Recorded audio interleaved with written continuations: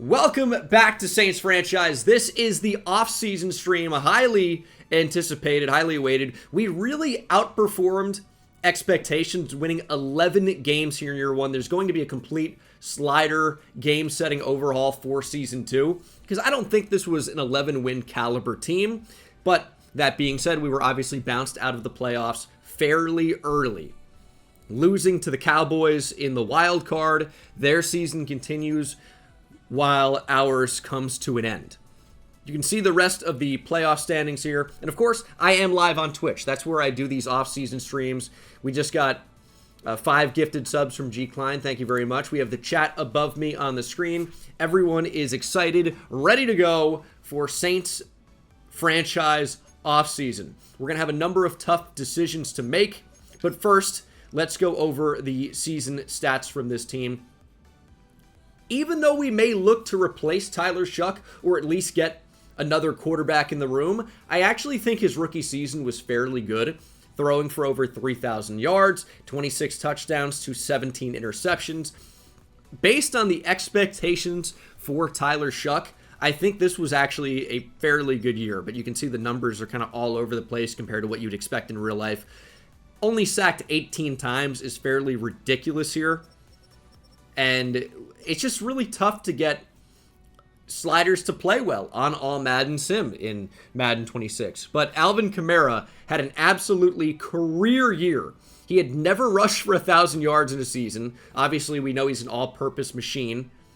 Great receiver. But ran for 1,600 yards, 5.5 per carry, 12 touchdowns. Some really crucial game-killing fumbles, but he was awesome.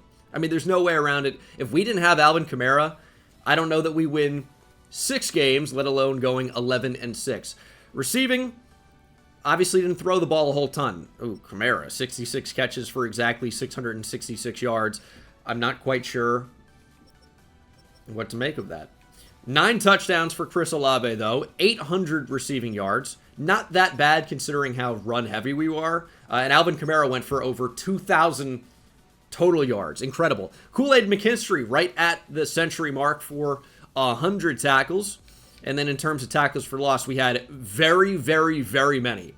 24 for the former top pick Chase Young out of Ohio State. 24 TFLs is an astounding number. 13 for Danny Stutzman, Devon Godshaw, and Carl Granderson, who's injured. It missed a lot of time, came back, was great. 11 for Julian Blackman. Brian Brzee even got involved. 10 for Jalen Ford, who came in to start after we traded away Demario Davis. 7 for Justin Reed, who mostly didn't play that great. And then we did have a double-digit sacker, 10 for Chase Young. Chase really is a beast. Interceptions-wise, Danny Stutzman came out, picked up 5. Kool-Aid McKinstry also with 5, 4 for Pete Warner, 3 for Jonas Sanker, who played quite well, I thought, as a rookie, and will probably be a full-time starter at some point in 2026. In terms of the season stats for the rest of the league, Josh Allen led the league in passing with just over 4,200 yards and 45 touchdowns. Kamara did end up rushing for the most yards. Had fewer attempts than Derrick Henry, but outgained him. Now, not as many touchdowns as Saquon or Derrick Henry, but still a very impressive year. Ladd McConkey went off. Tank Dell wasn't hurt and dominated. And Amari Cooper was the leading receiver for Cincinnati. Not Jamar Chase, not T. Higgins. A very impressive year for those guys. Defensively, sure there's not going to be a whole lot to look at here, but we'll check out the sack leaders. 21 for TJ Watt, 19.5 for Jared Verse. Kyle Van Noy was highly productive. Great year for DeMarcus Lawrence as well. And it's 7 picks for A.J. Terrell out of Clemson in division, who ends up taking home the interception crown. As we will see what this regular season into the postseason we'll have in store. Obviously, we were able to make the postseason and not do anything with it. And we're going to see a Super Bowl rematch here. Chiefs 49ers, as the Chiefs narrowly beat the Ravens 21-20. And the Ravens beating the Broncos. That sounds familiar. Joe Flacco, 2012. Chiefs and the Patriots. Drake May, look at you. Beating the Jets, though, does that count? I don't know. Eagles beat the Packers, obviously. Cowboys blow out the Rams. Well, double-digit win, 14-point win. Maybe not a blowout, but it's a significant victory. Niners upset the Eagles, I would say. And then the Niners stomp the Cowboys. So a ton of momentum. The 49ers are playing really, really well. I think of all of the teams here, you'd say that I think certainly they had the toughest road going through the Lions, who are good now, the Eagles, who are obviously very good, and then the Cowboys, who are very good and simulate well and beat us. And we had such a great season. So we'll see who the winner ultimately ends up being. Who will take home the 2025 Super Bowl? Survey says, always making Family Feud references. I say survey says a lot. Come to think of it, actually. And it will be the Chiefs in what could have been one of the most entertaining slugfest Super Bowls of all time. 41-38. That is one of the highest scoring Super Bowls ever, you'd have to think. And it was so close as well. Mahomes wins another Super Bowl MVP. It's Josh Allen, though, that takes home NFL MVP honors. John Harbaugh, Coach of the Year. Ladd McConkey, Offensive Player of the Year. TJ Watt, of course, taking home Defensive Player of the Year honors. And then your Rookies of the Year. Running back Ashton Jeanty for the Raiders. But look at that linebacker. Saints, weak side linebacker, Danny Stutzman. Could be getting a dev trait upgrade to superstar dev. Could be getting some big upgrade points for development as well. And here he is.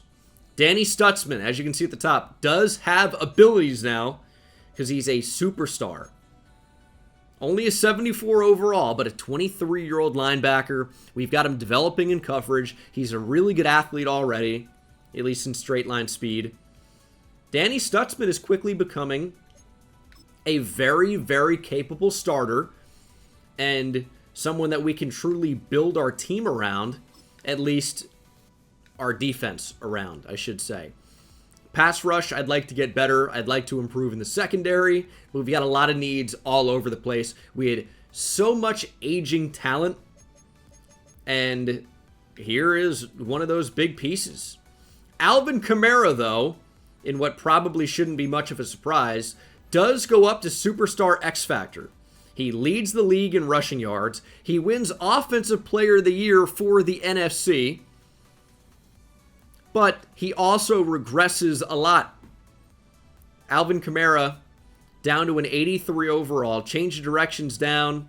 Ball carrier vision's down. But maybe most importantly, injury is down as he ages. The athleticism's still pretty good. The talent's still pretty good. But this is now a 31-year-old X-Factor running back. His trade value is going to be as high as it ever has been. But he's also going into the final year of his deal, meaning that this is somebody that, granted, has been a great player for us, a franchise icon, might be somebody we look to potentially move. Because you can see here, in terms of guys that are locked up long-term, all of our top players, nobody in the 90s, and the guys at the bottom of the screen are just 80 overall. Nobody is signed for more than 2 years right now. Olave, final year. Godshaw, final year. Kamara, final year. Blackman is not under contract, nor is Rashid Shaheed. Our only player locked up on more than 2 years is our first-round pick from this past season, Kelvin Banks Jr. Hook 'em horns. Brzee, final year. Cam Akers is a free agent. Brandon Cooks, final year. Kendre Miller, final year. Groupie's a free agent. Alante Taylor. Trevor Penning, all free agents. Ugo Amadi. Doesn't sound like a lot, but that's a lot of depth. Those are a lot of players that played a significant amount of snaps for us. We'll check out Mock Draft 4. Currently, the Bengals picking first. It's Deontay Harper. Browns then go back-to-back. If the Browns take back-to-back quarterbacks, I will be blown away. That would be astounding. Two 6'5", 228-pound quarterbacks. There's no way the Browns would do this, but the mock drafts never lie. Mark Baker, Will White, Brody Rankin, Garrett Meyer, a tight end expected to go top 10. Also a running back in there, Devon Edison from Vanderbilt. The Raiders have Ashton Genty. Oh, the draft logic is so bad. We'll see how this changes as we get to mock draft 5. But right now, it looks scary. We are projected to draft Carlos Wesley at 22, a guard out of Utah, and a tight end, Manu Escobar, 6'6", 251 out of LSU. We'll see how much of that ends up becoming true. Didn't mean to rhyme there, but happy accident. It's time to re-sign players. 17 players ready to negotiate, and there are a lot of players with no interest in remaining Saints. Rashid Shaheed is one of them. I like Rashid Shaheed. I think he's such a fun player. He's a really good deep threat. He's one of the only players I've ever seen in NFL history out of Weber State. Damian Lillard went there. Kind of a fun fact. My favorite basketball player of the last decade plus. Even though I haven't followed the sport that closely, in case you guys care. Why would you? Shaheed's tough, man. I really like him, but he's 28 years old. He does not want to be here. So it's always a tough call when the player doesn't want to return. Brian Brzee is a tough call because we have to make a decision about picking up his fifth-year option. His motivations, it really comes down to having a franchise quarterback, and we don't have a franchise QB right now. But I think Brzee can end up being something for us. The potential is there. The athleticism is there. If we don't pick up the fifth-year option, he's still on the roster. But we don't get that fifth year. I am going to pick it up. It's a little bit expensive for Brzee, but I want to keep him locked up. I think he's going to develop. Cam Akers is here, wants to come back. It's just not going to be sensical. It would be nonsensical to keep him. He's 27 years old. I can just draft a replacement running back, and I think that's probably what I'm going to look to do. Alontae Taylor does not want to be back. Neither does DPJ. Neither does Trevor Penning. I think Radens could be a decent backup. It's $4 million for him. I'm thinking a 2-year deal. I'm going to take down the money slightly, and Dylan Radens is actually our first re-sign. Foster Moreau would be a decent backup, although I'm considering drafting a tight end. Moreau does want to be here, but I'm not going to pay a backup tight end as much as $5 million per year.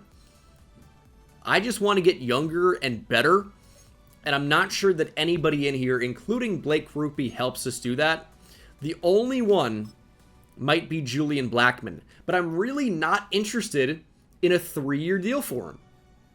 I'm thinking 2 years. He played well. He's a good fit in the system. Would I consider a franchise tag? Here's the thing. We have Jonas Sanker. We have Justin Reed. So Blackman's not an incredibly big deal unless we want to keep Sanker in the slot, which there's potential for that. Blackman's a little bit expensive for what he's going to bring to the table, but I'm comfortable offering him this deal. It's 2 years, $14.6 million total, and Julian Blackmon is going to be back. So we keep our 3 good safeties. They have been on the field quite a bit. And you know what? We will clap. Would clap. Will is back.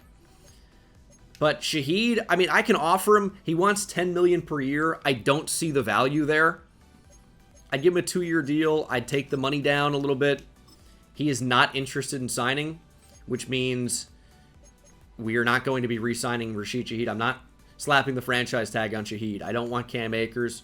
Those are going to be all the players that we go after. And let's get in here to staff improvement. A lot better than a staff infection. One season ends and the work begins on the next for players and coaches. Their goals are the same. Going into the offseason, and make them strengths to bring into a new year.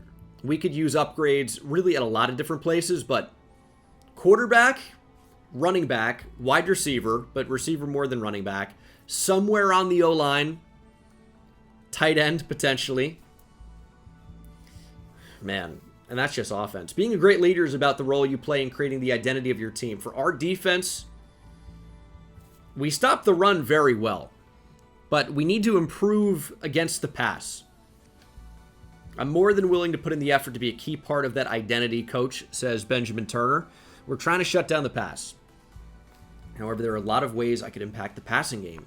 What aspect should I focus on? Affecting quarterback timing in the pocket is the name of the game.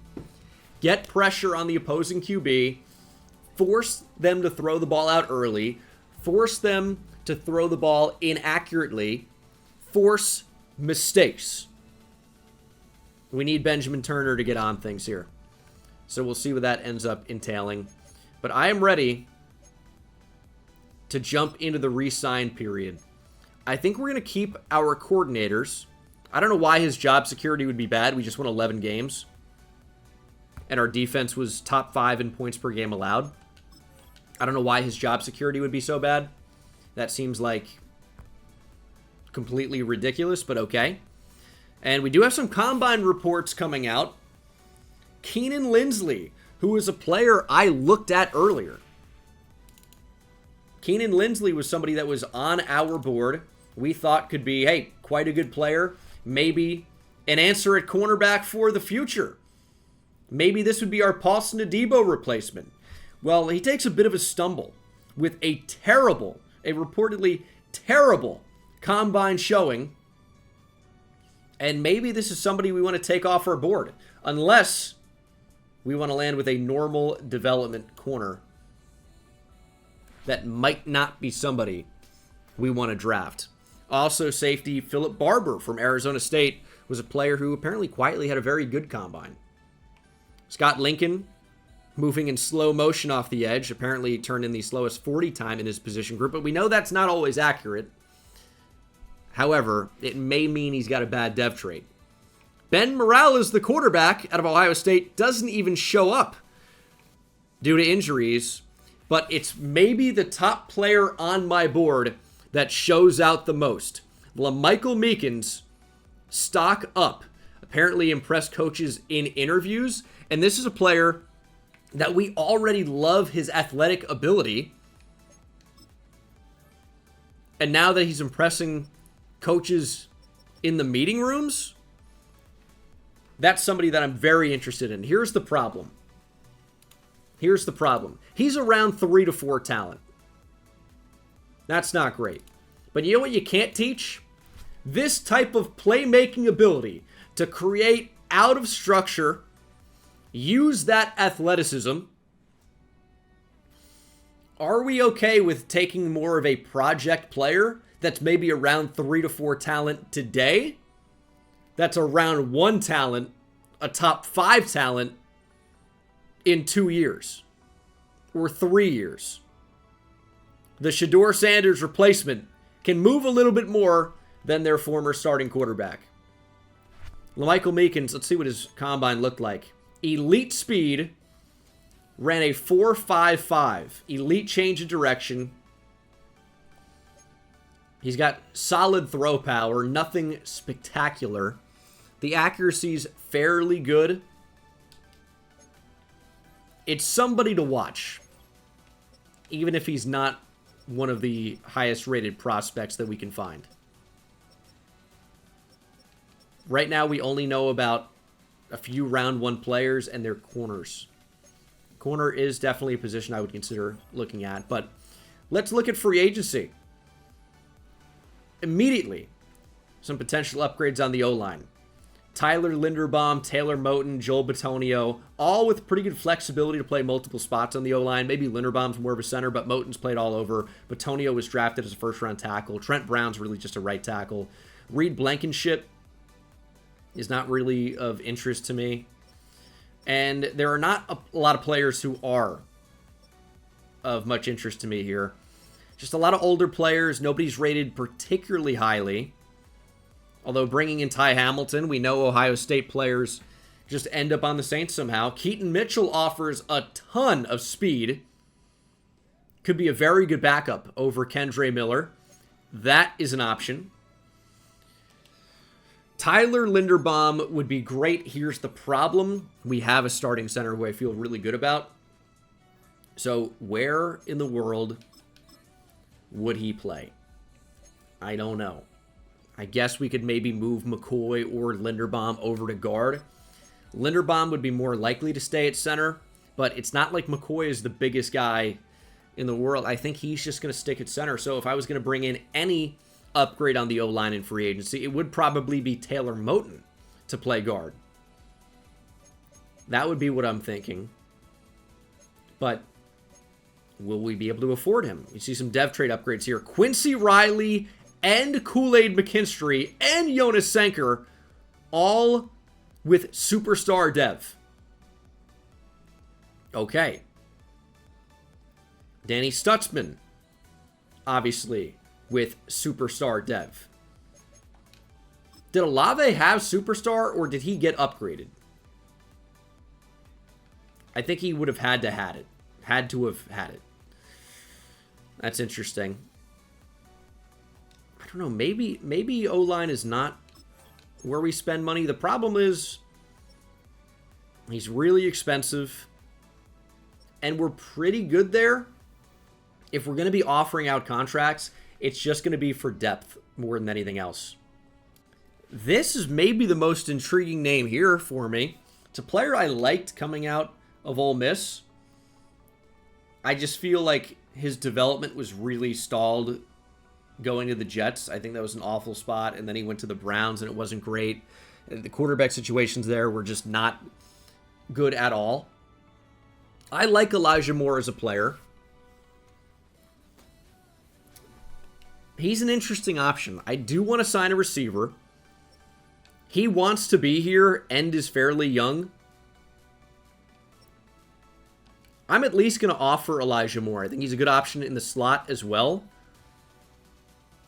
This is a really, really nice fit for us. I don't really want to pay him this much money, but if I can get a good deal, 3 years, 24 mil, to just be another body, I think that's a pretty good offer for us. I think that's a pretty good start. At tight end, could bring in the Giant legend Daniel Bellinger. I might just draft a tight end rather than signing a backup here. But I am looking for a guard to potentially start. Jordan Meredith is an option. He's good enough to start right now. He's got no offers. He's an upgrade, right? So I will offer Jordan Meredith. I think that's a fairly good deal. It's just the only guy that makes sense in here. And if I can get a good deal on him, that would be great. And I like going after players that want to be here. It makes it a little bit easier when, you know, their interests meet what we actually have to offer. Tackle, it just doesn't really make sense for us. Josh Paschal off the edge. Joseph Osai, the Longhorn legend. No offers. Would be at least a good special teams option. I mean, I've got to. He's an upgrade over Fadil Diggs. He's pretty inexpensive. And again, he's good depth. We know players are going to get injured. And Osai could present fairly good value. At D-tackle, we could be looking for a starter here as well. Ty Hamilton's got a couple of offers. He's only 24 years old. I could see Ty Hamilton working into a starting job. He's good against the run. He's not a bad athlete. Yeah, I would be down to offer Ty Hamilton a contract, I think. Why go after a 30-year-old who's an 80? We can go after a 24-year-old who's a 77 overall and really look to develop that guy. We have Christian Boyd. We have Brian Brzee. Godshaw is not going to be around forever. Ty Hamilton in run stuff could be pretty good. And I think we're going to be able to get a decent deal on him. 4 years, under $40 million. You got to pay for beef up front. He might go to the Falcons, though, instead. I like what we have at linebacker. I really wouldn't be interested in bringing anybody in. We can draft backups there. Sorry, Nakobe Dean. That's a fun option, but it's not going to happen. Don't really want Drew Tranquil. We could use an upgrade at corner, but I think I would rather just draft a corner. And I know we need a kicker. I like my secondary for the most part, but I would look to maybe draft a kicker. And then Josh Carty out of Stanford, I think, is a pretty good option here. He's only 24 years old. Long-term deal to a kicker is interesting, but I think he could be a pretty good player for us. And those are going to be my 5 offers for this first window. So to review, Elijah Moore, Ty Hamilton, Jordan Meredith, Josh Carty, and Joseph Osai. We're looking good on everybody with the exception of Ty Hamilton, where this could be kind of a coin flip. Here's what's going to happen. I'm increasing the offer on Ty Hamilton. I don't want to lose him over $1 million or $2 million. Especially not to a team in the division. So these are the 5 offers. We will see what happens. And all 5 are gone. We got all 5. Elijah Moore, Ty Hamilton, Jordan Meredith, Joshua Carty, and Joseph Osai are all Saints. Now, who will actually be a starter out of these guys? Carty, obviously. Jordan Meredith could be. Ty Hamilton could be. I mean, we gave him starter money. He's going to play. Elijah Moore could be. And then Osai is very unlikely to be. I feel like that's decent for us, though. Tyler Linderbaum to the Titans. The mission for Tennessee to continue to protect Cam Ward continues. Blankenship also to Tennessee. The Titans are the only team that's done anything so far besides us. Not going to do any upgrading at the moment. But we will simulate a week, and we're going to assemble our best lineup, see what the new look team is looking like, and then we're really just approaching the most important part of the offseason for me, which is, of course, the draft. We have some good picks. We need to be able to hit on these picks if we want to be successful. If you're not getting better, you're getting worse. And I think free agency has made us slightly better here, but we still got a long way to go. But I think Elijah Moore is a good pickup. I still would look to draft a receiver potentially. And then defensively, we have 3 really good inside linebackers. Hamilton's an upgrade at D-tackle. We could still use another corner. But it's not an awful look to go Blackman, Reed, McKinstry, Riley with Jonas Sanker in the slot. That's not a bad idea. But getting another corner, I think, would be something that would be good for us. But I think I'm about done in free agency. So we can simulate another week here. And you can see some new reports on players with rising stocks. Dante Buckner stood out at his pro day. Bobby Porter is a player I liked, but he apparently did not impress scouts at his pro day. Bobby Porter was a player that looked to kind of check off a lot of boxes. 6'3", 217 out of Michigan. Very good key ratings. Elite jumping. Great speed. And he's a decent overall route runner. He's got very good hands overall. I mean, this guy's a playmaker. So you wonder, what is going on with Bobby Porter where he did not impress at his pro day? Because all it is running. He ran a 4.38 at his pro day. Jumped over 40 inches in the vert. That was first of anybody. Broad jumped 10 feet, 2 inches. Now, maybe you say, okay, the 3-cone was a little bit lackluster. 28th best of any receiver. 20-yard shuttle was 13th at a 4.13 seconds. That's not amazing, but I still like the player. And maybe that makes his dev trait bad, but I'm trying to add talent. And he's somebody that, to me, looks talented. Dante Buckner is a linebacker I had looked at. So, what does he look like at this point? Buckner is linebacker at a Penn State. That's a good start. But linebacker university recently. He's got elite acceleration, agility, and change of direction. Speed is good, not great. Cover skills look fairly good. Could be somebody to watch. Not the typical Penn State linebacker that we've seen lately, but doesn't really look that bad. Taylor Moton is headed to the Niners. Chris Stoll has been franchise tagged. Who?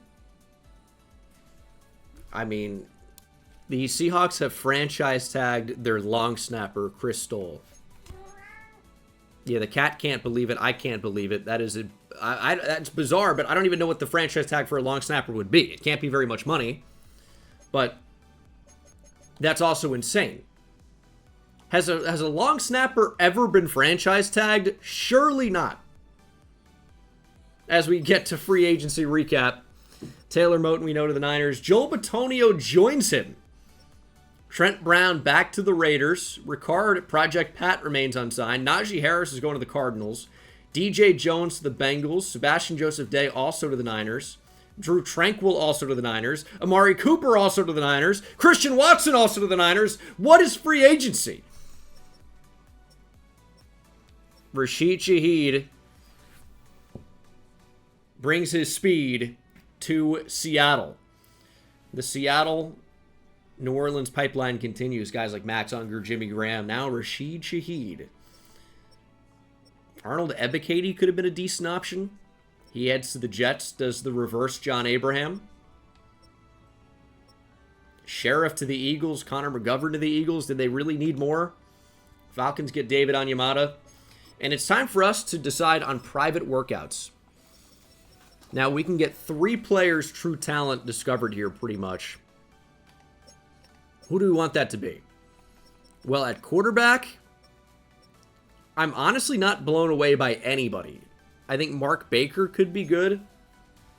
He looks a lot like LaMichael Meekins. He's got great throw power. Okay, Mark Baker could be one to watch. The top couple of quarterbacks don't really interest me. But the thing is, if we were to take a QB, we would have to trade up. If we want Mark Baker, we cannot stick and pick at 22 and get Mark Baker. It's just not going to happen. LaMichael Meekins, we may be able to stick and pick.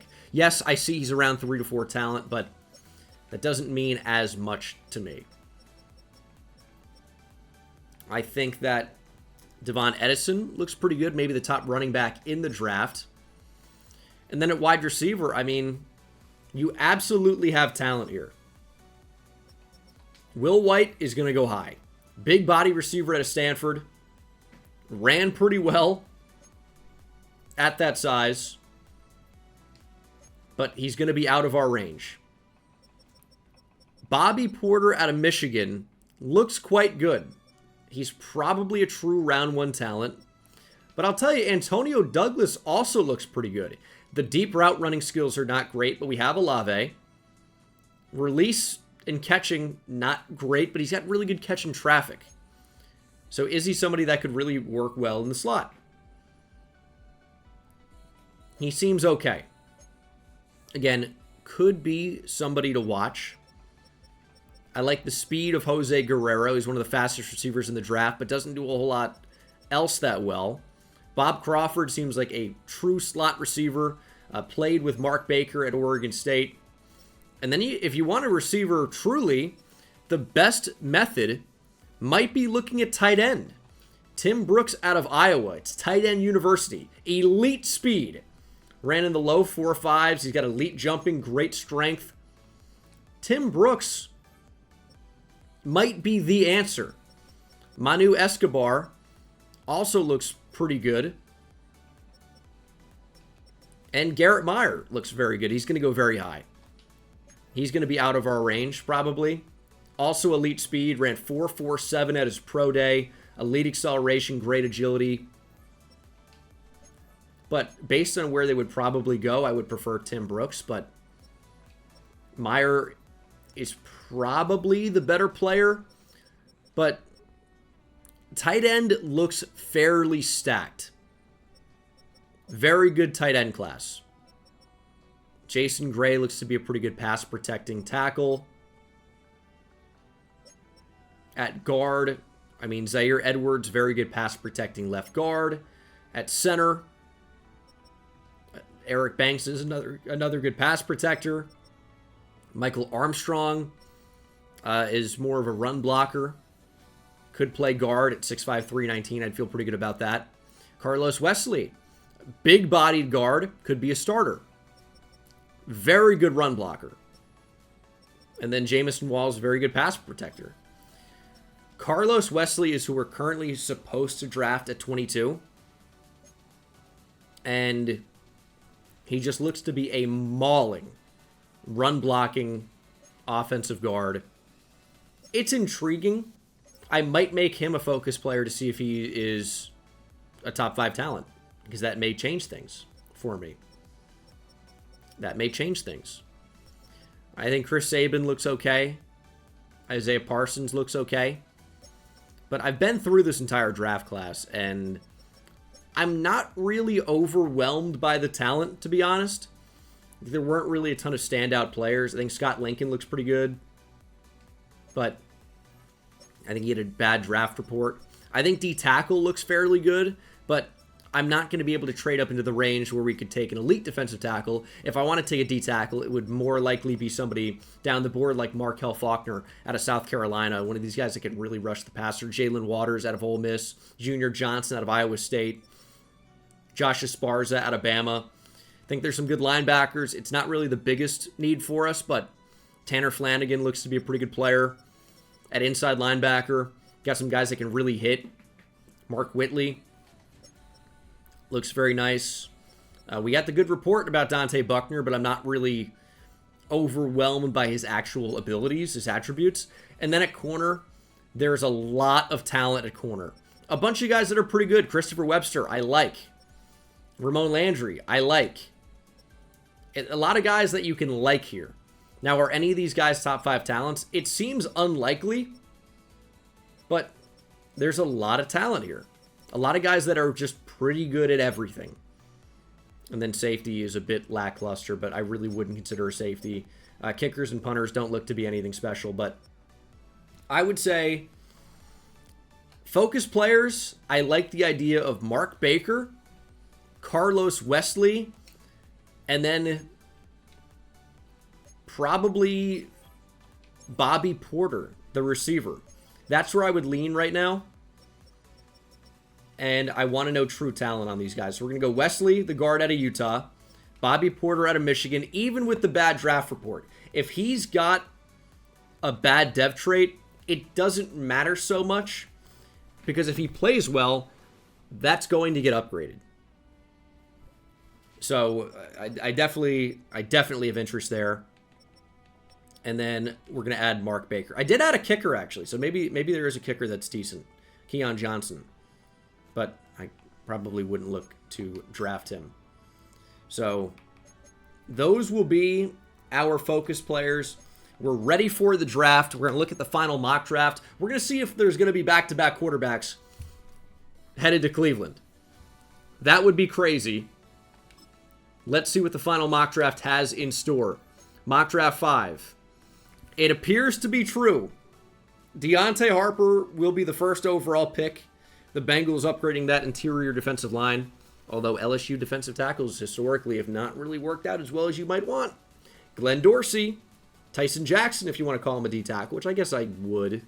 Maybe more of a 3-4 end, but that's just scheme dependent. Cam Farrell to keep in state. Or Demetrius Lewis. They want their Jason Campbell recreation.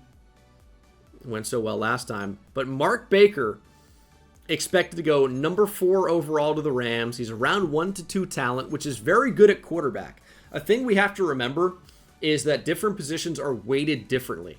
So around 1 to 2 talent at quarterback, it might be one of the best quarterbacks you can find in the draft because he'll be a mid-70s rated QB, and that's good. That's really good off the jump.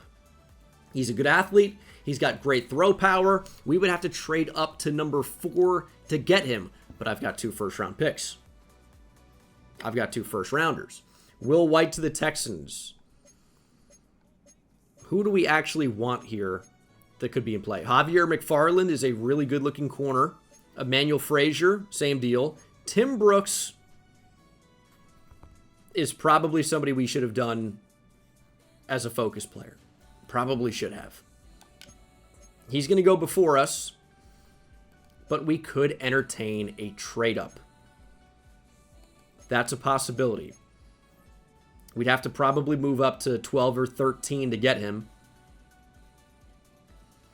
That may be tough. Keenan Lindsley, I like Christopher Webster a lot as well. 6'4", only 20 years old. A-man, B-press, B-zone. Great speed, ran in the 4.3s. Great agility. And that's at 6'4". The corners in this class are very, very good. Carlos Wesley is a top 5 talent. And this was kind of one of those things that was a possibility. We know how good guards are in Madden 26 in the draft. And we love to run the football. You know who would help us do that? Carlos Wesley. Elite change of direction. Great strength. And he could be a starter at left guard tomorrow. A run block, A impact block, A run block finesse, A run block power, A lead block. He is a mauler and a top 5 talent. It's definitely somebody I'm going to consider. Manu Escobar at tight end. Somebody that I think looks pretty good. 6'6", 251. Great speed. Elite strength, acceleration, elite jumping. He can run block. Another really good-looking player. We are going to have to make a tough decision. But what you're not seeing here is LaMichael Meekins anywhere in the first round. We've got some decisions to make, that's for sure. It's time. The 2026 NFL Draft is here. To the NFL Draft. I think the Browns are going to go back-to-back QBs at 2 and 3. That would be insane. But here we are. We've made it to the draft. Let's go. Bengals on the clock at number 1. We already have a pretty good idea about who this is going to be.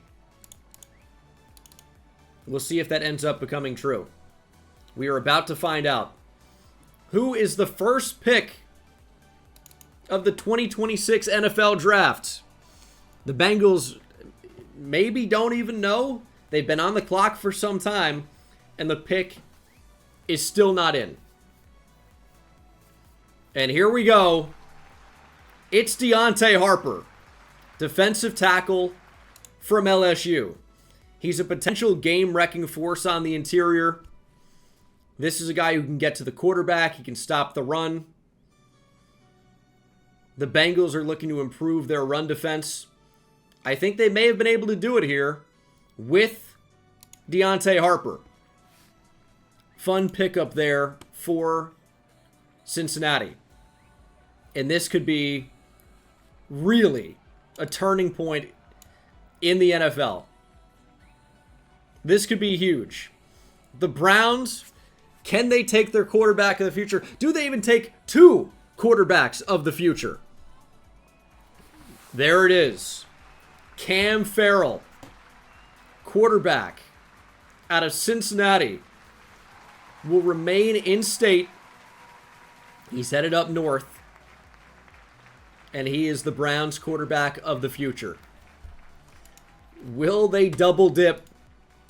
Will they take 2 quarterbacks?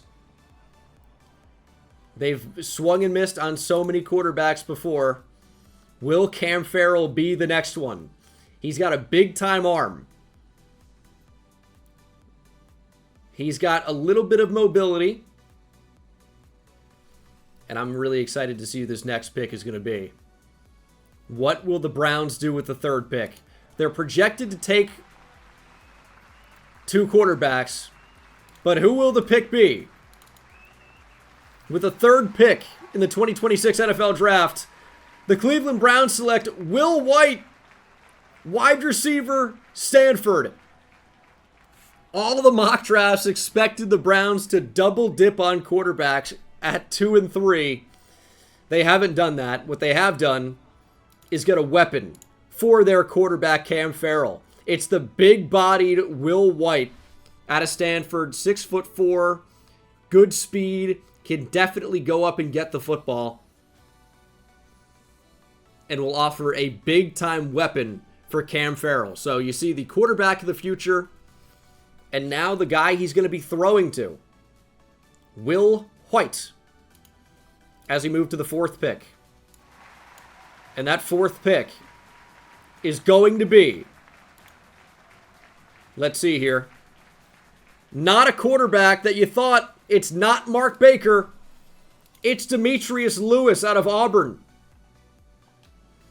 The Rams have taken their QB of the future. Everybody thought it would be Mark Baker, but it's not. It's maybe the next Jason Campbell if all goes well, or what it could look like if Jason Campbell's development went a little bit better. Demetrius Lewis, quarterback out of Auburn, is the pick. And now we have the Texans at number 5. And they go with Brody Rankin. They look to improve on their D-line. It's a really good class on the defensive line. Of course, we saw Deontay Harper go at number 1. The Texans are building a really good D-line, and Brody Rankin is going to be a part of that. 5th overall pick here. And now this is where we start to consider potentially moving up for Mark Baker at quarterback if that's going to be the goal. You can expect that Tampa probably won't go QB. Washington should not go QB. But could the Raiders? Could the Colts? Well, we're about to find out. With the 6th pick, the Bucs go Garrett Meyer, tight end out of Washington State. He is explosive. He can get up to that top speed very, very quickly, and could be a difference maker for Baker Mayfield and the Bucs. Mayfield's obviously had quite a career resurgence, if you want to call it that, in Tampa. And Garrett Meyer is going to be an upgrade over Cade Otton. Commanders at 7 go with Scott Lincoln. Now, he had a draft story that came out that said he didn't really run that well, didn't perform all that well at the combine. He had the slowest time of any edge rusher. That wasn't quite true. He ended up running a 4.7. It was just a story that lied. But, I mean, we'll see if that affects his dev trait. Obviously got to be aware of that. And the Raiders are on the clock at number 8. Will this be a quarterback? It's not. It's Charlie Carter. It's another interior defensive lineman. Charlie Carter, of course, one of those big bodies. Ooh. The black suit is shimmering purple. Thought maybe it would shimmer red or something for the Georgia Bulldog, but it's only catching that purple light. Charlie Carter, that's your Christian Wilkins replacement after that disaster. And Mark Baker's still on the board. But we're going to let the Colts pick. And they go with Chuck Johnson. Another interior defensive lineman here. We are seeing them absolutely fly off the board. We've seen 4 defensive tackles go now. 4. Deontay Baker kick things off at number 1. And we're not even to the 10th pick. Or the 10th pick has not even been made. And 4 interior defensive linemen are off the board. And that is the way of the NFL now. You're seeing interior defensive line get valued really, really highly as the Chargers are on the clock at number 10. They go Chris Sabin. You thought they were pretty good at tackle with Joe Alt, with Rashawn Slater, but Slater does have some injury stuff. Maybe they think Sabin's a good fit at guard. Zion Johnson's been absolutely horrendous. So maybe he's going to play guard. He's got one of the worst haircuts I've ever seen. It looks like if a white person tried to do the R9 Ronaldo haircut. I don't love it. And here the Giants are at number 11. Could this be a quarterback? It's not. It's another offensive lineman. Isaiah Parsons. Giants swung and missed on Evan Neal. And now maybe Parsons is an upgrade. Certainly the replacement. Steelers at number 12. Go with the quarterback. Mark Baker is off the board. The Oregon State quarterback is headed to Pittsburgh. He's got some really good mobility. He's got a good arm. With Aaron Rodgers hitting free agency, Mark Baker is headed to the Steelers. Will it be a pick that saves their franchise or sets them back even further? As we get to 13. There's some really good corners available. We know Wesley's a top 5 talent. Where are we with Bobby Porter? He's a round 1 to 2 guy. I really like him as a player. I really do. I also really like Tim Brooks. And he's expected to go at this pick. Could this be my Brock Bowers? Tight end U. Seen so many good Iowa tight ends. George Kittle. Noah Fant. Obviously more in college than the NFL. TJ Hawkinson. I mean, the list goes on and on and on. Tim Brooks could be the next one.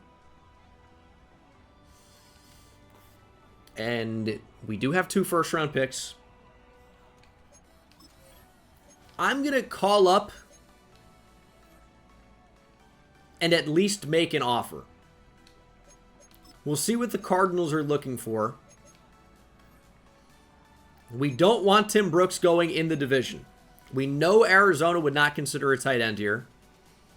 They are asking for number 22 and a first next year. I'm not really that interested in that. Where are we with just 24?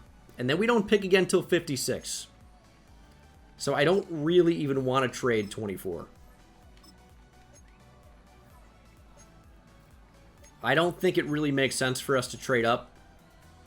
We could potentially grab a top 5 talent in the draft at 22. I'm still potentially looking at quarterback. And then we don't pick until 56. 88, 120. Of the players I could potentially trade here, Olave, but I'm not going to do that. Justin Reed, but I don't think I'm going to do that. It could be Devon Godshaw on the move. The Cardinals do have an interest in defensive tackle. This obviously will not go through. But would the Cardinals potentially trade a second-round pick for Godshaw? We'd get a little bit more ammunition here. Godshaw, of course, going into the final year of his deal. There are defensive tackles that I could consider in this draft. We have Brian Brzee. We just paid Ty Hamilton. Godshaw could be an interesting draft day trade here. And it's close. So it's close to number 45. What could I do as a little bit of a sweetener here? Maybe 120. And 184. It's not quite there.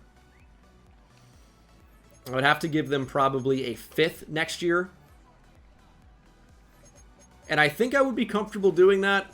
I think 45 gives us an opportunity to get more youth and potentially move up as well. So this trade's going to be accepted.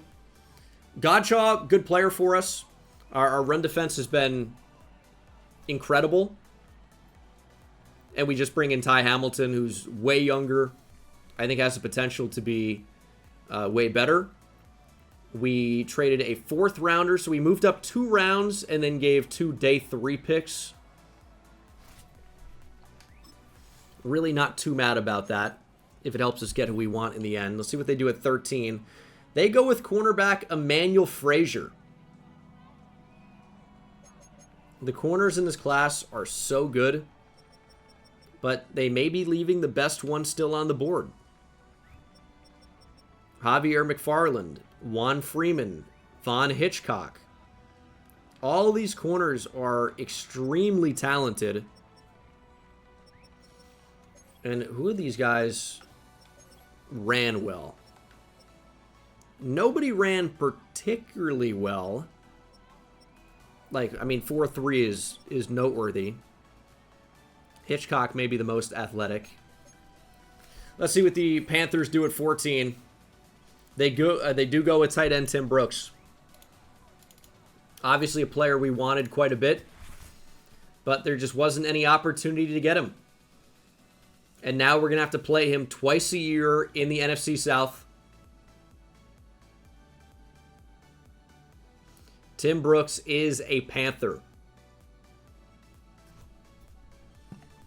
He's going to be a potential game changer.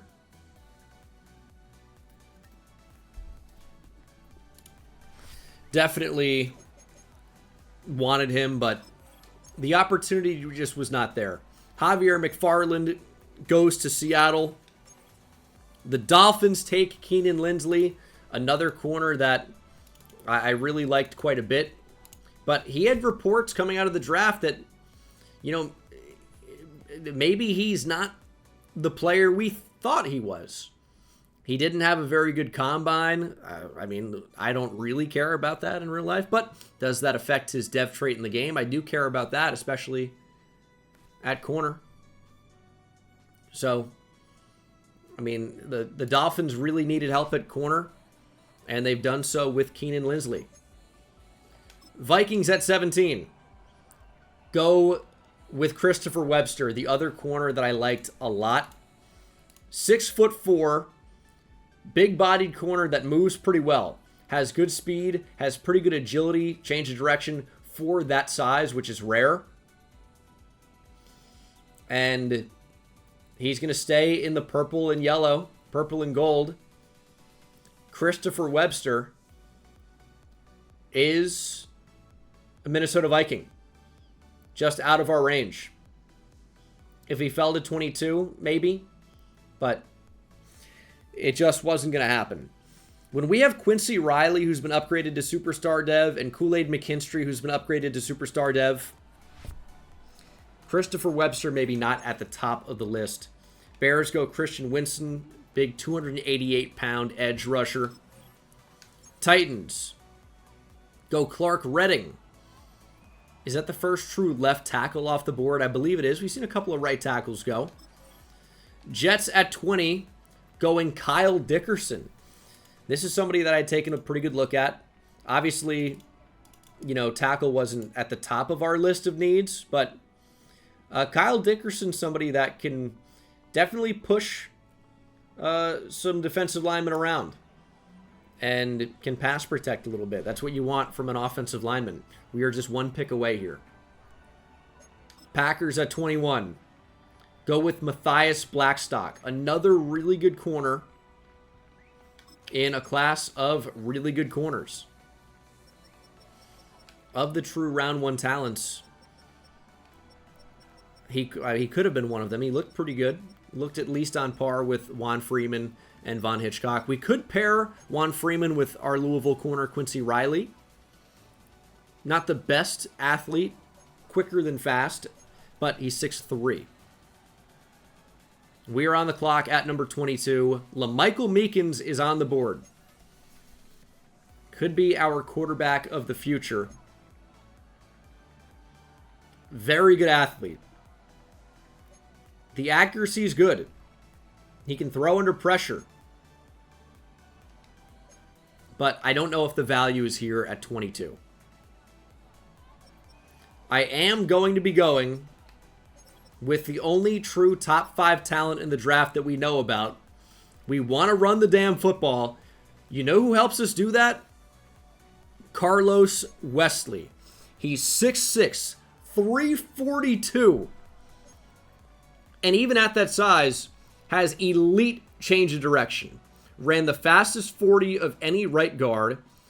At his pro day, was the strongest of any right guard. I know we signed a guard in free agency, but it was to compete to be a starter.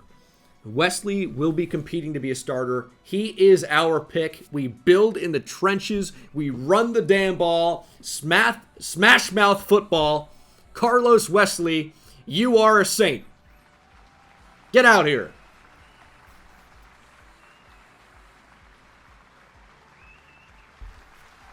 Let's see all 342 pounds on the stage. He's looking fly as hell. And that might be the only guard I've ever drafted in the first round in any of my franchises ever. He is the number 2 player in the draft. We took him at 22. He played college basketball for 2 years. Stands ground when dealing with power moves. Very capable run blocker. He does have hidden dev. 90 strength. 69 speed. Nice. Yeah, this is quite the fit. He's got the loafers with the sweater under the suit with the do-rag. It's a heck of a look, but he could be a heck of a player. And don't go anywhere because we pick again very soon. The Bills in front of us at 23. They go with Skylar Phelps, offensive tackle at Colorado. In fact, you can see him blocking for LaMichael Meekins. Skylar Phelps is a player that I guess is going to be replacing Deion Dawkins long term. But check it out at left tackle. This guy can move a little bit. This guy can play a little bit. But did LaMichael Meekins make him? Getting the ball out quickly, running. Maybe he didn't allow sacks because Meekins wouldn't get sacked. Could be something to keep an eye on. Here we are at 24. What am I going to get offered for this pick? 35 and a future third from Cleveland. The Vikings would offer their first next year, second next year, third next year. So we are getting some first round offers for this pick. I'll tell you what I'll do. I want to move down, I think. But not too far.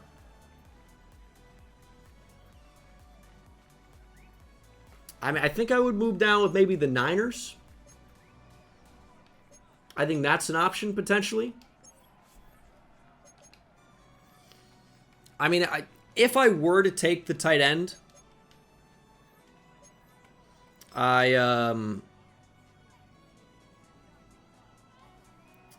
don't want to move out of that range, but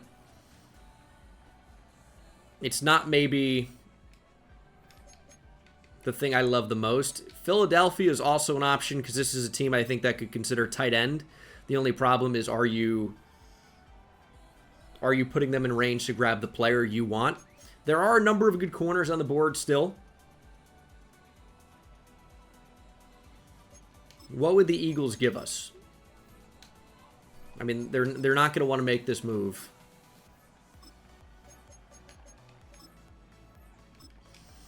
This might just be a pick or a stick and pick type of spot. And I'll tell you another thing is Bobby Porter's still on the board. 6'3", 217 out of Michigan. He's a really good athlete. Elite jumping, great speed. He's got very good hands. He's a decent route runner. Bobby Porter is good, even if he's not a true round one talent. And then obviously a tight end, Manu Escobar is good. A, catching traffic, A, deep route running, A, run block. The overall catching is not great at B to D. He does have elite acceleration, elite jumping, elite strength, great speed, change of direction, and agility.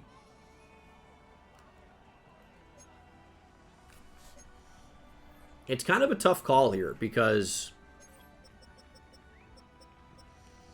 I don't really fully know which direction I want to go. I think we're going to stick and pick. We're going to go with two undervalued positions here.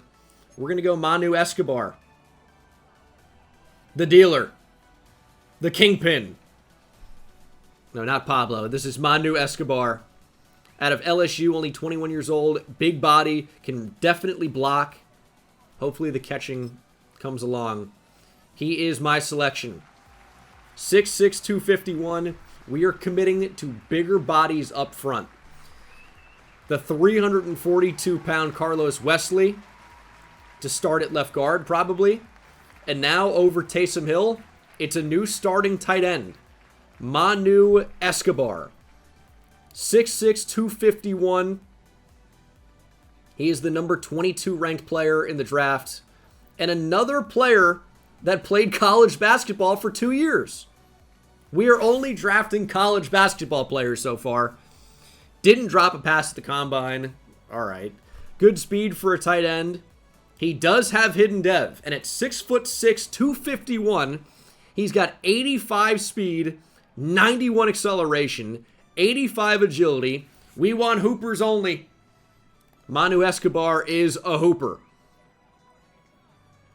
Only B to D catching for a guy that didn't drop a pass at the combine is interesting, but Manu Escobar is the selection. Patriots at 25. Go Mark Whitley, a linebacker I liked quite a bit. The Broncos go Tanner Flanagan, another linebacker I like quite a bit, but we're strong at linebacker. Luke Strong. Tackle goes to the Eagles at 27. Von Hitchcock, one of the talented corners, going to the Rams. Cowboys take right tackle Devin Stern. Never can have enough on the O-line. Tyler Linderbaum has been replaced by Michael Armstrong. Of course, Linderbaum going to Tennessee in free agency. The Niners go Trent Lawton. Another one of the really good corners. Juan Freeman is the only round one talent at corner that still remains that we know about for sure. Some other corners really good in zone coverage. Bryce McIntosh out of Stanford. Ramon Landry out of Iowa. And this is the final pick of the first round. I'm not trading up for it. Juan Freeman headed to the Chiefs. Decent pickup for them potentially as we are into round 2. Bengals at 33 kick things off with Cal Strickland, a weak side linebacker, double dipping on defense to start. He's got A zone coverage, A man coverage. A&M has a lot of really good prospects in this class. Jags at 34. Go with Bobby Porter. Man, you thought they were kind of set at receiver, but they've got even better. With Brian Thomas Jr., with Travis Hunter, they add Bobby Porter. I liked him, man. I know he had a bad draft story, and that kind of maybe turns you off him a little bit. But this is a big body that can run, that's a decent route runner, that can catch. Bobby Porter is a good player. And I'm interested to see what he's going to do in Jacksonville. Browns on the clock at 35. Go Jason Gray. Still upgrading the offensive line. He's got A pass block finesse, A pass block power.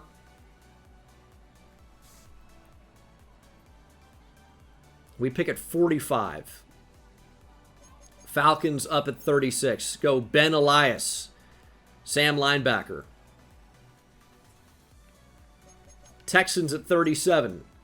Go Kevin Tovar. Another linebacker. We've seen so many of them go already. And now our division rival Bucks on the clock at 38. They go Kurt Mahone. Another linebacker. And this might be in range for a trade up. Texans on the clock. Picking at number 39. We've got 45 and 56. We made a move to acquire 45. How close does this get us? Pretty close. It's not much of a move up. I would give you a 4th in 2027.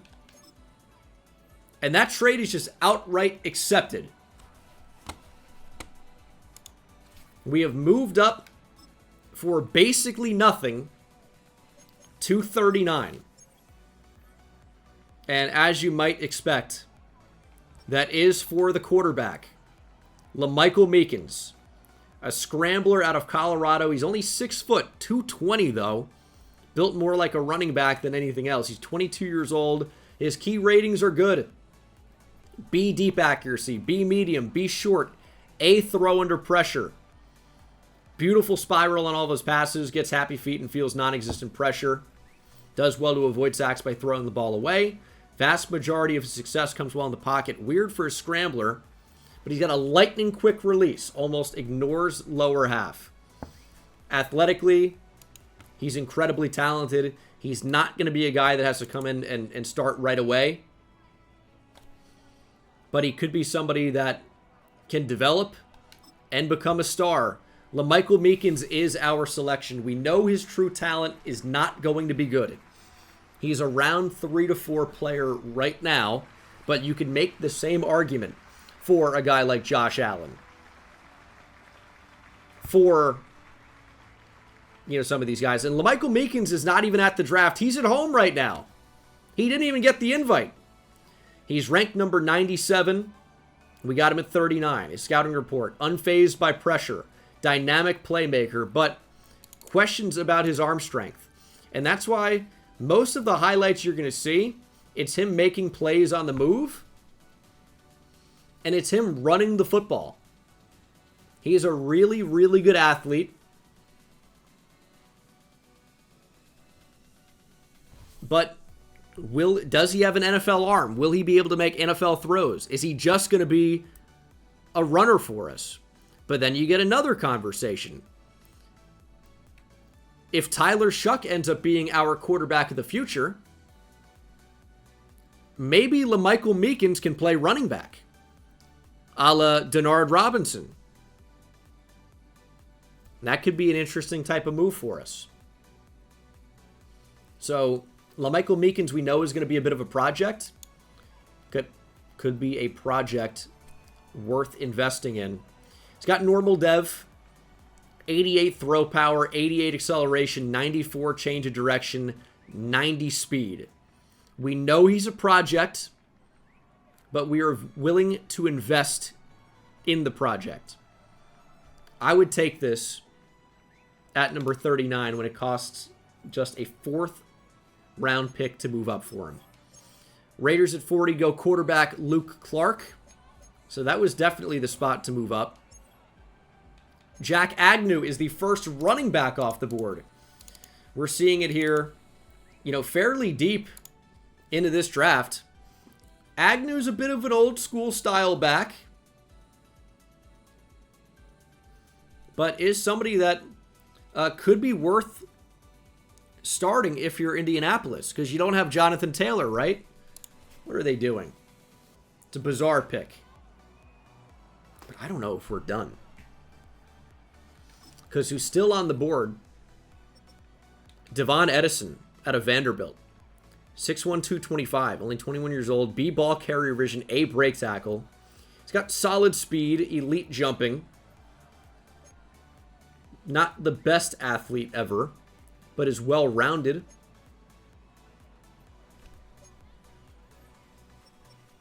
He was supposed to go top 10. He's fallen completely out of the first round.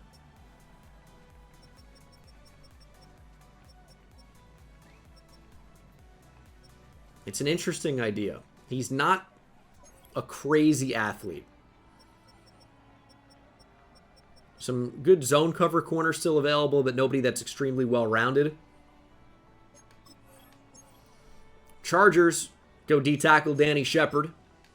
Giants at 43 go with receiver Shelton Hess out of Florida. I liked him. Definitely seemed to be a pretty good player. Made a lot of plays for these Gators. But in the end, I don't know if he's going to be able to separate in the NFL. He can make the catches in traffic, but I've seen this type of player before, right? I've seen the Kelvin Benjamins, Marcel Aitman, Tamorian Terry is kind of a weird one that popped into my mind. N'Keal Harry, I would say, is probably the big one. But we'll see if Shelton Hess can prove me wrong. And it's back-to-back receivers, another one that I felt pretty good about. If Antonio Douglas got to us at 56, this may have been the pick. He's not the best route runner, and he's not really the best natural receiver, but he's good with the ball in his hands. He's somebody that I think can be an NFL caliber playmaker, and the Steelers got their quarterback of the future potentially in round 1, and now they're looking to give him a weapon in round 2. Texans at 45. Go with the running back. Devon Edison is the pick. He was expected to go top 10. He falls completely out of the first round. Now, he doesn't do anything particularly well. He's got decent vision. He's got decent ability to break tackles, but nothing especially great. But is it great value? You could make that argument for sure. He was arguably the best running back in the draft, but isn't even the first running back off the board. Not the fastest, and I wonder if that's going to show more at the NFL level. We'll see. Texans add another back to the room. In the division, Panthers go Manny Tafoya. Seahawks go Dante Buckner, someone that got a lot of hype late out of Oregon. He's going to stay in the Pacific Northwest. Dolphins go tight end Zach Hitchens. Minnesota with the free safety Brandon Berger out of Florida. Damian Carson. Bears double dip on edge rushers in this draft. The Titans, who are so active in free agency, add a corner Ramon Landry. Could be a round 1 talent. Really good in zone coverage, right? And we're closing in on that pick. Jets at 52. Go with Bryce McIntosh. Another good zone cover corner. Packers at 53. Go with another Manu. Maybe setting a record for Manu's taken in the top 53 picks ever, surely. Manu Garay. Running back to the Packers. Good backup for Josh Jacobs. Potentially Cam Moore. Lions go with the corner. And one pick before us again. It's the Bills taking Jose Guerrero. A speedster wide receiver. But can't do a whole lot else well. And we are back on the clock. So in terms of true talent, we're done knowing about players pretty much. If they're good, we're not really fully sure about it. But I do have players that I have watched. Bo Proctor, purely based on athleticism, he can run. I think would be a good special teams guy. You don't take that guy in the second round, in my opinion. Eduardo Almodovar. Well-rounded. B hit power, B tackle, C zone coverage. Very good athlete. Ran in the low 4s. Elite agility. Could be a good add to our secondary. If you continue to look at the guys that are on our watch list, we've got another running back. Jonathan Adams. C ball, carry vision, B break tackle. Physically, though, he can scoot a little bit. Great speed. Great change of direction. Ran in the 4.3s. Juke move is bad. Trucking is not good.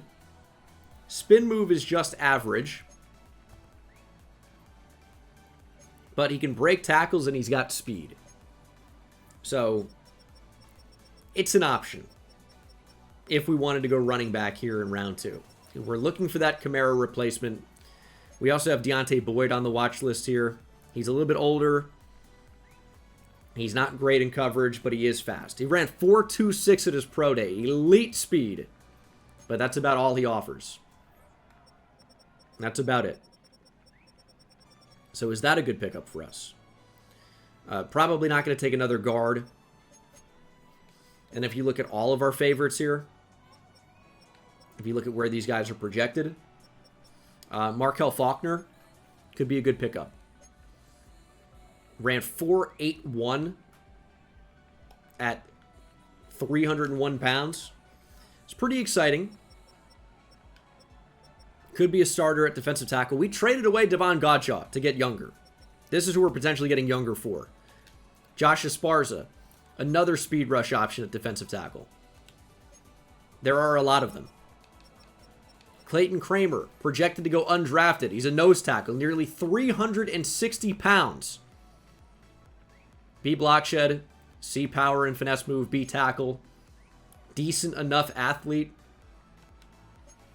Not expected to be drafted. So there are options at D tackle. Eric Banks, if we were to go with a center. Very good pass protector. But as I said earlier, this draft doesn't really appear to be all that good to me. So, I mean, you can only take who's available. I think we've done pretty well so far, but I guess we're going to go Jonathan Adams. He's not an incredibly impressive player, but he's got good speed, and there's value to that. Jonathan Adams will be my pick here at a Rutgers. And we'll see what he can do for us. This is one of those guys where it's like, he's going to make the team because we drafted him in round 2, but I'm not sure how much I expect him to play. Is he going to play over Kendre Miller? I don't know. He's obviously not going to play over Alvin Kamara right now, but could be somebody that works in there. He's ranked at 129. We got him at 56. Drops his pads and plows through early arm tacklers, carries high and tight, limiting fumbles. He's an electric return man. It's a little bit early for a return man. He's going to have to make an impact as a runner. But we knew that, again, this was going to be another project. This was another guy that was a lot of athlete and not much else. But I think the draft strategy has to change when you're actually playing the games as opposed to doing a rebuild. You need speed. You need guys that can make an impact. And I think Jonathan Adams, with his speed profile, gives you an opportunity to do that. 93 speed, 90 acceleration, good change of direction. We know the break tackle is going to be fairly good. I'm not really that mad about it. As we simulate to round number 3. We pick at 88. Markel Faulkner off the board. He probably would have been my pick at 88. But as I said, I'm just not really that thrilled with the quality of player in this draft. I wasn't able to identify a lot of good ones, as we could continue to go into the speed meta, because again, that stuff does really matter when you play the games. And Deontay Boyd can really run. He can't press. He's not good in zone coverage. His man cover ability is just okay. His play rec and awareness are terrible. He's going to have a bad overall, but he's really fast. If we can develop him the way we're able to develop some of these other corners, he could end up being a decent player for us. But he's ranked at number 115. We got him at 88. Speed burner. I mean, that's what we're getting. Slow to react to developing plays. Raw man coverage defender. We know he's going to be raw. He does have hidden dev, though. 95 speed, 91 acceleration, 91 agility, 95 change of direction. We needed to add speed. Our corners are not that fast. Deontay Boyd can really, really run. So I think we've got something there. But I'm really interested to see what the actual draft class ends up looking like, because it really, at first glance, did not blow me away, as we're looking at one of our final picks here. So this is a 5th round pick. You can see here, through the laggiest menu of all time, that this is our final pick in the 2026 NFL Draft. I wasn't blown away by the overall quality, but we might be able to save it here. Clayton Kramer, I think, can compete to be a starter. Supposed to go undrafted. We're going to take him here in round 5. B block shed, C finesse moves, C power moves, B tackle. He's a good enough athlete This could be one of these steals of the draft. Is it going to be a top 50 player? Maybe not. But I think he could be a quality player and a great nose tackle, a great big body up front at nearly 360. In fact, he's the number 23 rated player in the draft. We got him at 152. Rarely will be overpowered by strength. I would hope so. He's 360. Uses power and technique to shed blocks. High football IQ, routinely on display. He's got hidden dev, 93 strength, 83 acceleration, 73 speed. How about that for a Devon Godshaw replacement? How about that? And our draft will be over. I really think we did well. I know the chat is freaking out because fans are stupid. They don't know what's best for the team like Gene Dangus does. I think when it's all said and done and you look at this thing, we got a top 5 player on the O-line to start instantly. We got a developable QB of the future. We got a tight end that's going to be able to start instantly. We got a D tackle that's going to be able to start instantly. And a corner you have to develop. Here is the draft. It's an 80 overall for Carlos Wesley. 80 overall. He'll be starting at left guard. He's got 90 run block as a rookie. 88 run block finesse. 92 lead block. 93 impact block. 98 stamina. He is already the number 14 ranked right guard in the league. And he will be making a start at left guard for us almost certainly. At tight end, Manu Escobar is a 75 overall. He's not going to be wearing 13, but he looks pretty good at 251. He doesn't look big. I mean, he looks like just jacked. Doesn't look fat, I should say. He's 6'6", 251. He's built like a brick shithouse. With 85 speed, 80 catching, 83 catching traffic, 80 spectacular catch, 71 short route running. Route running is just okay. Run block is nearly a 70. He's a baller. He is a baller. And then there's the quarterback, LaMichael Meekins. He's a 70 overall. We know that's not especially highly rated, but I think the tools are in place here for him to be effective. He's got 88 throw power. The accuracy is near 80. Throw on the runs in 84. Break sacks in 81. We know he's got a lightning quick delivery. 90 speed, 88 acceleration, 87 agility, 94 change of direction, 81 juke, 77 spin. He's a really good athlete. Can we develop him as a quarterback? That remains to be seen. He's got the day one starter tag. We're going to have to see if we can develop him. I was hoping for hidden dev, but if he starts and plays well as a rookie, he is going to end up developing really, really well. Here's Jonathan Adams. We drafted him for the speed. We drafted him for the potential. He's got 93 kick return. Again, it's a little high for a kick returner, but it's not a bad role to have right away. Deontay Boyd is a 69. Nice. Does have hidden dev. And we just, again, drafted him for the speed. 70 man is not really that bad. And all of their personalities are entertainer types, it seems, which is interesting. But very good speed there. And then Clayton Kramer. 75 overall nose tackle that was supposed to go undrafted. We got him in the 5th. He was a first-round talent. He's not much of a pass rusher.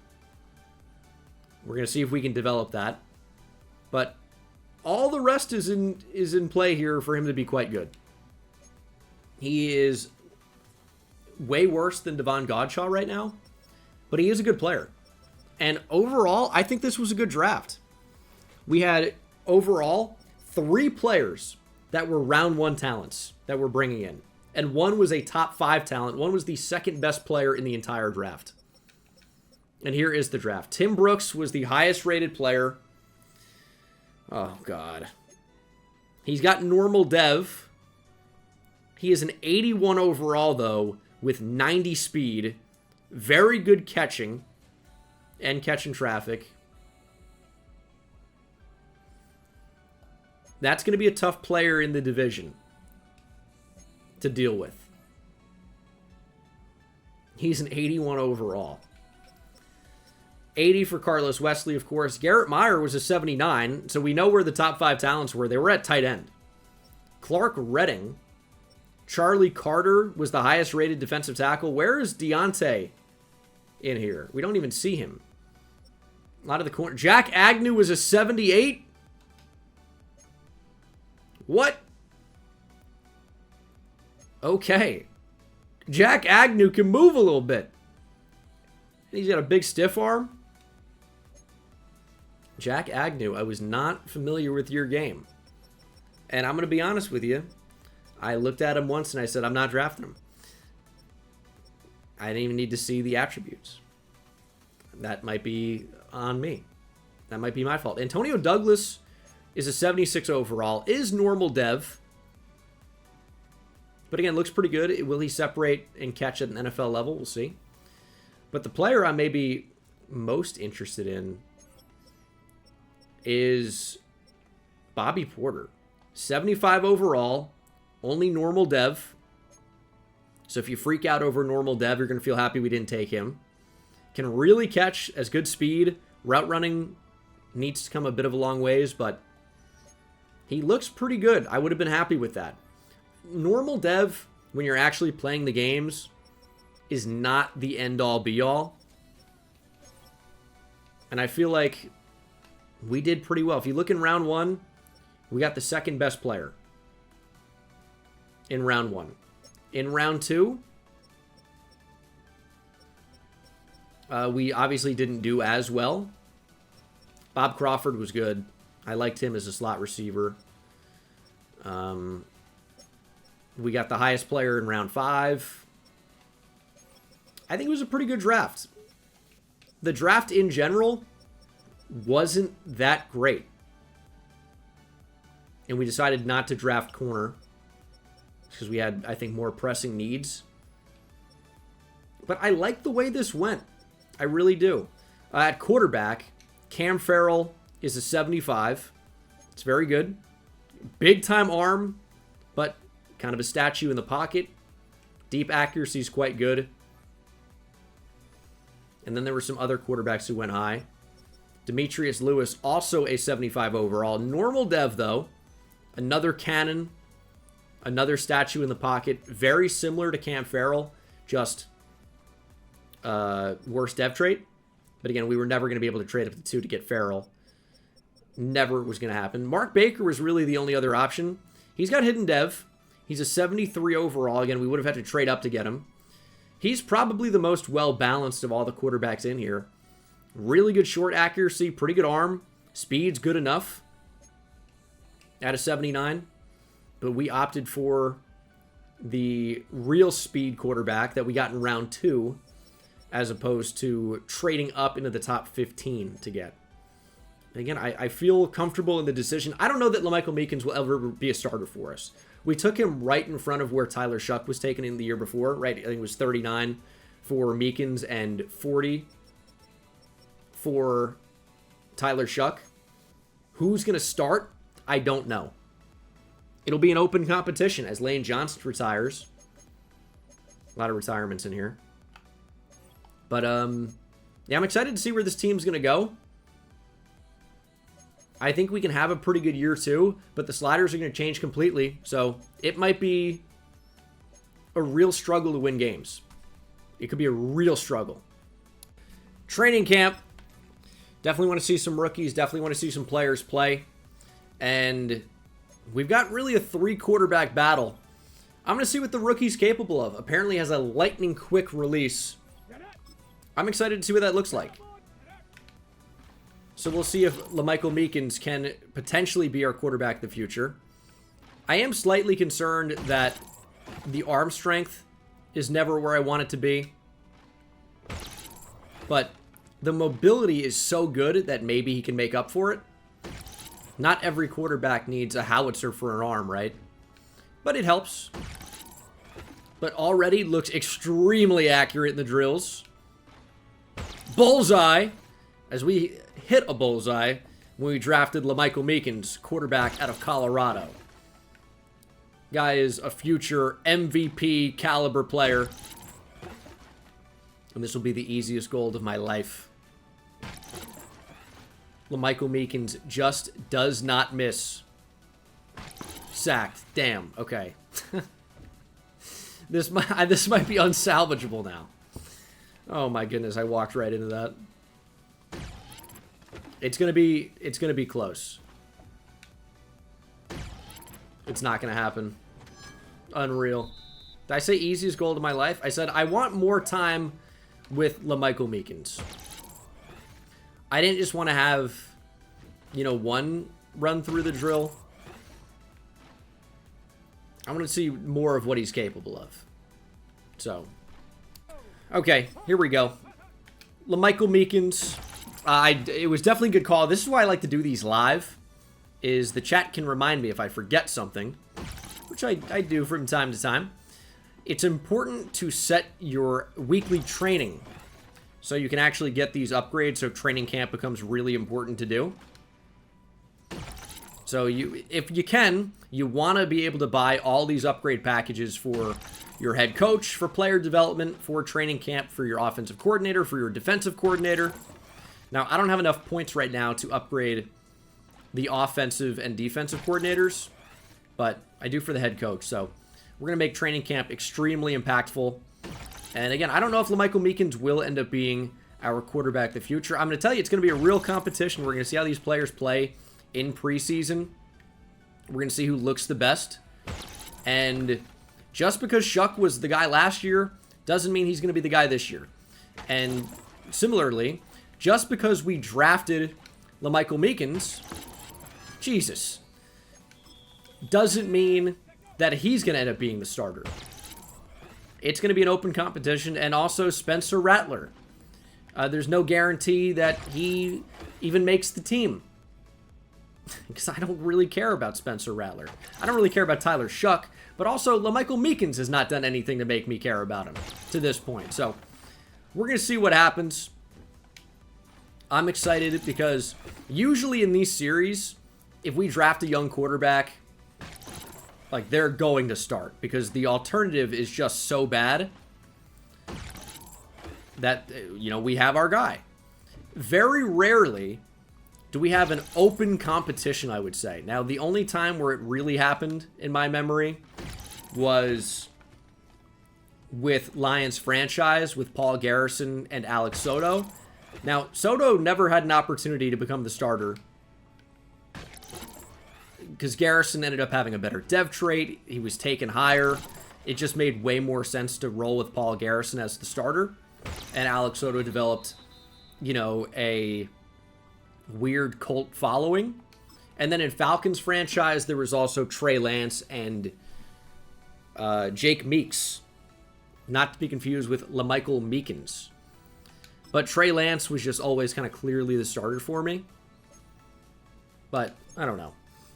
We're going to try and develop the running back here. If he can get a dev trade upgrade, instantly he becomes, you know, more desirable as a player.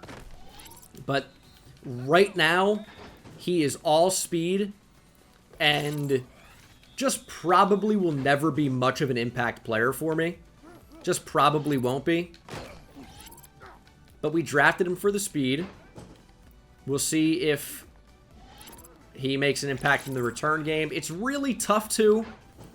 Just feel like you don't really get big returns in this game. So, we'll see what we can do in regards to getting some dev trade upgrades, getting some XP upgrades. Training camp can go a really long way with developing these guys. So we'll see what we can do. Apparently this one's still glitched, but we're trying out Manu Escobar. The way to do it, in my experience, is work back to the football.